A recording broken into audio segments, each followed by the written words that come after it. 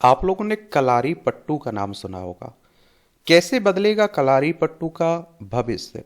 कलारी पट्टू केरल के इस martial art को दुनिया क्यों कर रही है अनदेखा? और ये केरल का आप देखते हैं कि मार्शल आर्ट है। केरल की बात करें तो देखिए हमारा प्यारा भारत है, इसमें आप देखेंगे ये केरल आपको देखने को मिलेगा। तिरुवनंतपुरम इसकी राजधानी है। 1 नवंबर 1956 में इसे राज्य बनाया गया था। विधानसभा में 140 सीटें हैं, राज्यसभा में 9 सीटें हैं, लोकसभा में 20 सीटें हैं। 38,863 वर्ग किलोमीटर में फैला हुआ है आपका केरल। इसकी सीमा कर्नाटक तमिलनाडु से लगती है। तो चलिए कलारी पट्टू के बारे में हम लोग बात कर लेते हैं, जान लेते हैं। भारत में मार्शल आर्ट का हमेशा से एक खास महत्व रहा है, लेकिन बावजूद इसके विश्व का सबसे प्राचीन मार्शल आर्ट माना जाने वाला कलारी पट्टू आज भी पूरी दुनिया में अपनी असली अहमियत साबित नहीं कर पाया। यहां तक कि भारतीय ओलंपिक संघ IOA ने इसे 38वें राष्ट्रीय खेलों में एक प्रदर्शन के खेल के रूप में शामिल किया, जबकि पहले इसे एक प्रतिस्पर्धी खेल के तौर पर माना जाता था। ऐसे आप देखिए आखिर ये क्या है कलारी पट्टू, ये भी जान लीजिए आप लोग। तो कलारी पट्टू को विश्व का सबसे प्राचीन मार्शल आर्ट कहा जाता है। इसकी उत्पत्ति केरल में हुई। इसका संबंध भारतीय युद्ध कला और शरीर नियंत्रण की उच्चतम विधाओं से है। माना जाता है कि इस कला के संस्थापक ऋषि परशुराम थे और परशुराम ने इसे अपने शिष्यों को सिखाया और समय के साथ यह कला केरल के कोने कोने में फैल गई। लेकिन सबसे दिलचस्प बात यह है कि इस कला का प्रसार केवल भारत तक ही सीमित नहीं रहा। 5वीं शताब्दी में बौद्ध भिक्षु बौद्धि धर्म ने इसे प्राचीन के शाओलिन मठ में पहुंचाया। यही से कलारी पट्टू के कई सिद्धांतों ने याद देखिए कुंग फू और अन्य एशियाई मार्शल आर्ट की जड़ें भी मजबूत की। कलारी पट्टू के बारे में अगर सरल तरीके से समझें तो यह एक प्राचीन मार्शल आर्ट है जो खास तौर पर केरल में प्रचलित है। मलयालम में कलारी का मतलब होता है एक परंपरागत व्यायामशाला और पेट्टू का मतलब होता है लड़ाई या फिर व्यायाम। और इसमें 8 जानवर हैं। आठ जानवरों हाथी, शेर, सुअर, घोड़ा, सांप, मुर्गा, बिल्ली और मछली की लड़ाई और बचाव की तकनीकों से प्रेरणा ली जाती है। कलारी पट्टू के 2 प्रमुख प्रकार होते हैं। उत्तरी कलारी पट्टू, इसमें हथियारों और शरीर की सीधी गति पर ध्यान दिया जाता है। दक्षिणी कलारी पट्टू, इसमें आप देखते हैं कि कम हथियारों के साथ शरीर की गति और दिशा पर ज्यादा जोर दिया जाता है। इसके प्रशिक्षण के 4 प्रमुख चरण होते हैं। मेप्पेयाट्टू यानी कि यह शरीर को युद्ध के लिए तैयार करने का अभ्यास होता है। कोलथारी, इसमें लकड़ी की छड़ियों जैसी चीजों से अभ्यास किया जाता है। अंगथारी, इस चरण में धातु के तेज हथियारों का उपयोग कर अभ्यास किया जाता है जो भय पर विजय पाने के बाद आता है। वेरोमकाई, इसमें बिना किसी हथियार के यानी सिर्फ हाथों और शरीर से युद्ध के तरीके सिखाए जाते हैं। साथ ही हमलों की रणनीति पर ध्यान दिया जाता है। यह कला न सिर्फ शारीरिक ताकत बढ़ाती है बल्कि मानसिक संतुलन और आत्मनियंत्रण भी सिखाती है। अब बात आती है क्या है मार्शल आर्ट, ये भी जान लीजिए। मार्शल आर्ट एक पारंपरिक युद्ध प्रणाली है और जिसका अभ्यास शारीरिक, मानसिक, आध्यात्मिक विकास और आत्मरक्षा जैसे अलग अलग उद्देश्यों के लिए किया जाता है।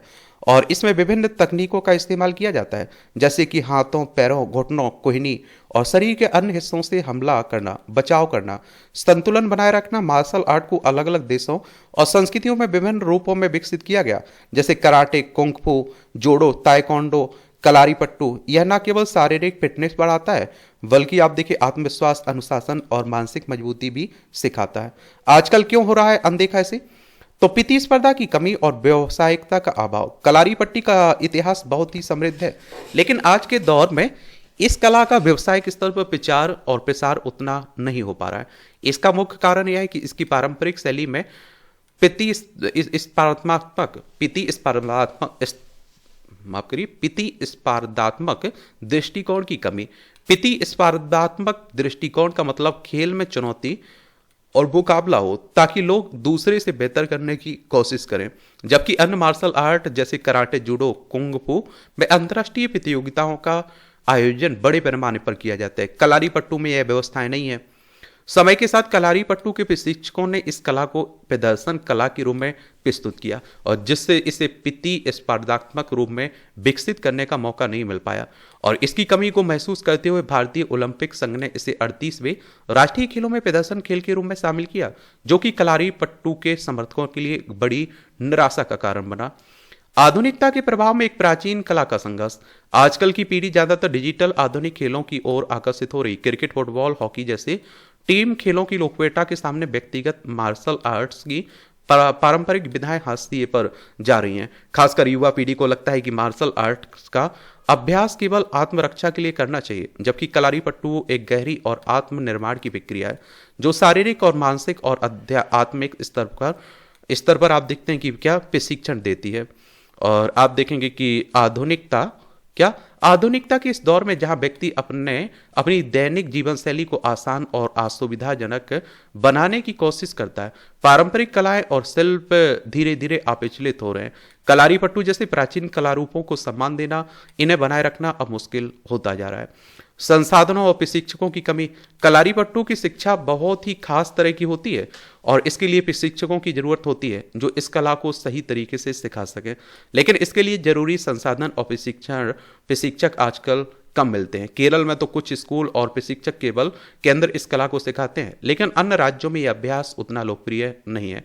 इसके अलावा कलारीपट्टू को सही तरीके से सिखाने के लिए न सिर्फ एक लंबे समय तक निरंतरता की जरूरत होती है, बल्कि बिना धैर्य और समर्पण के इस कला को सीख पाना काफी मुश्किल है। आजकल की युवा जीवन शैली में ऐसे प्रशिक्षण के लिए समय और धैर्य का अभाव है और जिससे यह कला पीछे रह जाती है। और सतही समझ और प्रचार की कमी। कलारीपट्टू को लेकर समाज में सही समझ का अभाव है। इसे केवल एक युद्ध कला समझा जाता है, जबकि यह एक जीवन शैली का हिस्सा है। यह शारीरिक शक्ति के साथ साथ मानसिक और आत्मिक शुद्धता की भी शिक्षा देता है। और लेकिन इसके प्रचार के मामले में आप देखिए कमी है। मीडिया, अन्य प्रचार माध्यमों की ओर से कलारीपट्टू के बारे में बहुत कम जानकारी दी जाती है। आजकल के प्रतिस्पर्धी खेलों में जहां सोशल मीडिया बड़ी टीमें एक अहम भूमिका निभाती हैं, कलारीपट्टू जैसे पारंपरिक खेलों को उसी तरह के प्रचार का अवसर नहीं मिल पाता और इस वजह से युवाओं में इसके प्रति रुचि का अभाव रहता है।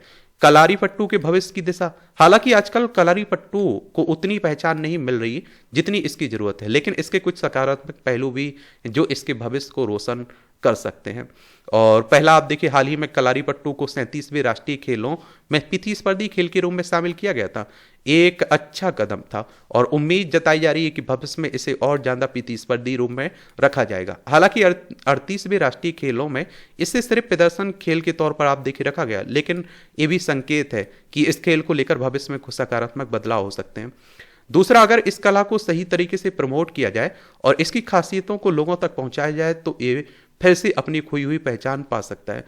खासकर युवा पीढ़ी को इसके शारीरिक और मानसिक फायदों के बारे में और अच्छे से बताया जा सकता है, जिससे इसकी लोकप्रियता बढ़ सकती है। तीसरा, अगर कलारीपट्टू को एक अंतर्राष्ट्रीय खेल के रूप में पेश किया जाए तो इसकी वैश्विक पहचान बन सकती है। ओलंपिक स्तर पर अगर इसे मान्यता मिलती है तो ये इसके लिए एक बड़ी उपलब्धि होगी और इससे दुनिया भर में इसकी अहमियत बढ़ेगी। क्या होगी? अहमियत बढ़ेगी। तो इस तरह से आप देख रहे हैं ना, ये है किसका? कलारीपट्टू। चलिए, आपका कोई सवाल हो मेरे लिए, सुझाव हो तो बता सकते हैं आप लोग। धन्यवाद।